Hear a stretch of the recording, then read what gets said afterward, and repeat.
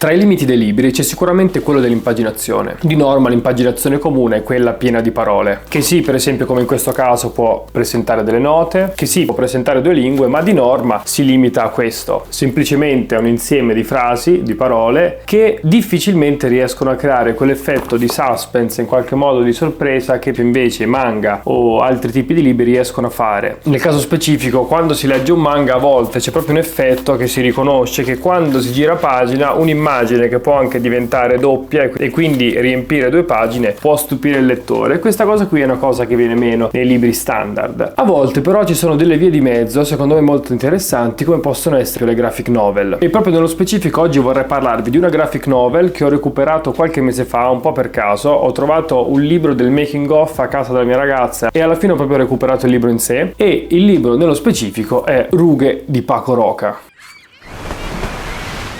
Questo libro qui, di pochissime pagine, come potete vedere è disegnato, è veramente un capolavoro. Un libro stupendo che ora vi racconto in breve. La trama gira intorno al personaggio di Emilio, un ex banchiere che con il passare del tempo inizia a far vedere dei segni di invecchiamento molto importanti, e i suoi familiari, un po' stanchi della situazione, decidono di chiudere in un ricovero, una sorta di residenza per anziani. E di base tutta la graphic novel gira intorno al suo tentativo di rimanere sano in questo posto, circondato da persone che hanno un po' perso il senno. L'ambientazione rimanda molto a Qualcuno volò sul nido del cuculo, se qualcuno di voi ha visto il film, soprattutto poi per evitare di finire all'ultimo piano che lui visiterà accompagnato da un altro membro di questa residenza, in cui finiscono tutti i malati terminali oppure irrecuperabili. E la bellezza di questa graphic novel sta nel fatto che tutta questa storia, tutte queste situazioni vengono raccontate con un misto di umorismo e commozione. Ovviamente tutti i protagonisti sono molto anziani, sofferenti, ormai invecchiati, e ognuno ha una patologia diversa e ci vengono presentati uno ad uno. C'è per esempio Miguel che invecchiando diventa una sorta di cleptomane, c'è poi la signora Rosario che è uno dei personaggi più particolari e interessanti, che sogna ad occhi aperti di essere in un treno diretto per Istanbul, e quindi quando per esempio tu entri nella stanza lei ti scambia per il controllore che gli chiede il biglietto. E infine ci sono i due personaggi che interessano a noi. Ho voluto cominciare questo video parlando dell'impaginazione perché io credo che all'interno di questo libro ci siano 3 pagine perfette. 3 pagine perfette per quanto riguarda la scrittura, 3 pagine perfette per quanto riguarda i disegni, e soprattutto 3 pagine capaci di in qualche modo trasmettere quello che desiderano a chiunque lo legga. Non mi scorderò mai che quando ho fatto leggere questo libro ai miei coinquilini a Bologna, entrambi avevano avuto la mia stessa reazione leggendo queste 3 pagine. In qualche modo mi ricordo la loro commozione e proprio il fatto che avevano ribadito la semplicità e la potenza di questi semplici disegni accompagnati da queste piccole frasi che adesso vi racconto. Quindi vi ho detto che ci sono vari vecchi in questa residenza, e a un certo punto Emilio, accompagnato dal suo amico Miguel, si trova davanti Modesto e Dolores. E la prima cosa che si fa in queste situazioni, lo stesso per esempio avviene anche nella Montagna Incantata di Thomas Mann, è che per conoscersi, più che chiedere il nome dell'altra persona, si chiede di cosa è malato. E nel caso specifico Modesto è malato di Alzheimer, non si ricorda le cose, fa fatica e a malapena sembra ricordarsi addirittura chi è Dolores, che è la moglie, che in qualche modo gli dà da mangiare. Ma dopo questa piccola presentazione avviene qualcosa di particolare. I due, e questo ce lo fa notare direttamente Paco Roca, notano come la moglie, Dolores, sussurra al marito qualcosa all'orecchio, che in qualche modo lo fa sorridere.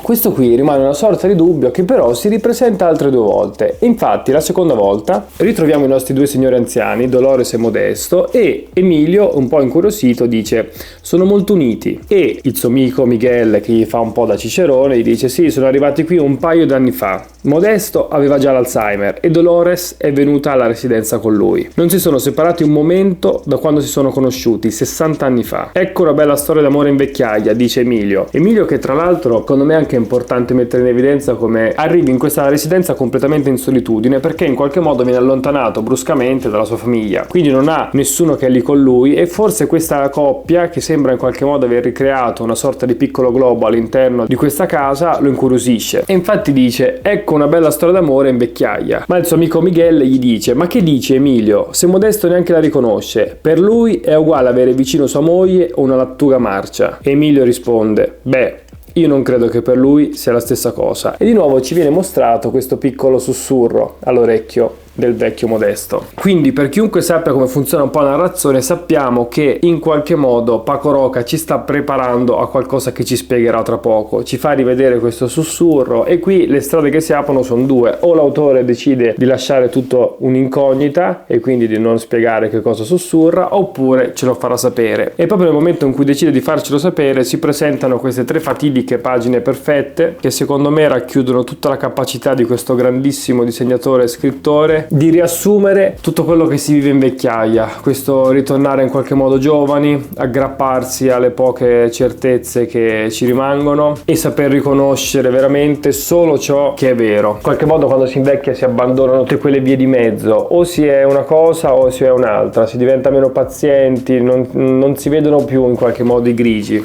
Questa è un po' una condanna, ma forse anche un'opportunità. Arriviamo quindi alle 3 pagine finali che vi sto per raccontare, semplicemente perché so per certo che se decidete di recuperare questo libro troverete tantissime altre cose al suo interno. È veramente un piccolo capolavoro che consiglio a chiunque, e poi per qualsiasi età. E arriviamo qui. A un certo punto, all'ennesimo sussurro all'orecchio da parte di Dolores a Modesto, una signora gli chiede: Dolores, chi dice Modesto per farlo sorridere? Oh, niente, risponde Dolores. Gli dico imbroglione. Imbroglione?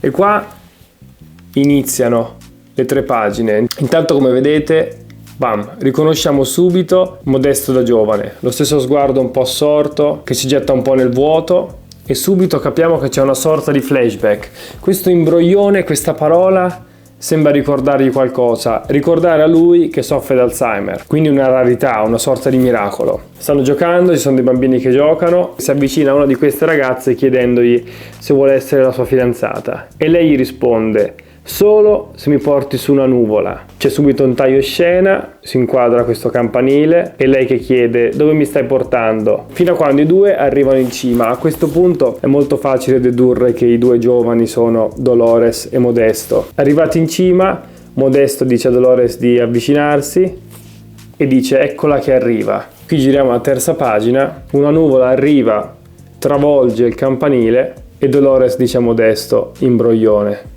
E finisce questo flashback. Credo che queste qui possano essere definite come 3 pagine perfette perché riassumono veramente tanto. È difficile riuscire in qualche modo a dire così tanto in così poco tempo, è una rarità. In realtà qui c'è tutto, c'è il ricordo, c'è l'amore, c'è la gioventù, c'è l'anzianità, e proprio il fatto che Modesto si ricordi di questa cosa ogni volta che lei sussurra, che in qualche modo sorrida, arrivato a questo punto della sua vita, secondo me ci fa capire poi come la vita si riduca a semplici pillole, a piccole cose, più si va avanti con l'età. Questo qui è un libro che ho apprezzato tantissimo anche da un punto di vista personale, perché ho avuto diverse esperienze sia con i miei nonni che poi all'esterno, ma ovviamente quando lo leggevo non potevo che ricordare la mia esperienza con Sergio, che vi racconto in breve perché secondo me è un'ottima occasione. Qualche anno fa mi sono ritrovato, un po' per caso ma forse anche così per volere del destino, a collaborare con un signore che non vedeva più bene. Il nome di questo signore era Sergio e andavo da lui perché lo aiutavo a scrivere, sia come dattilografo all'inizio perché lui non vedeva bene, ma poi successivamente anche così dandogli delle idee proprio direttamente per i suoi testi. Abbiamo anche collaborato nella scrittura di Gratis, che è un piccolo romanzo che abbiamo pubblicato poi su Amazon, e ricordo benissimo come quando andavo lì, lui abitava in una piccola casa di cura, c'erano tantissimi signori anziani che sembravano tantissimo i personaggi descritti da questo Paco Roca, persone interessanti, molto caratterizzate, con personalità incredibili e assurde, ma che in qualche modo si sono ritrovate lì e hanno ricominciato. E di nuovo tutte queste dinamiche legate alla malattia, all'amore, al sapersi arrangiare, in qualche modo accettare se stessi in questa nuova forma, sono dinamiche che ho proprio visto in prima persona e che ho ritrovato pienamente in questo libro, che vi consiglio estremamente perché è veramente una lettura di cui non vi pentirete.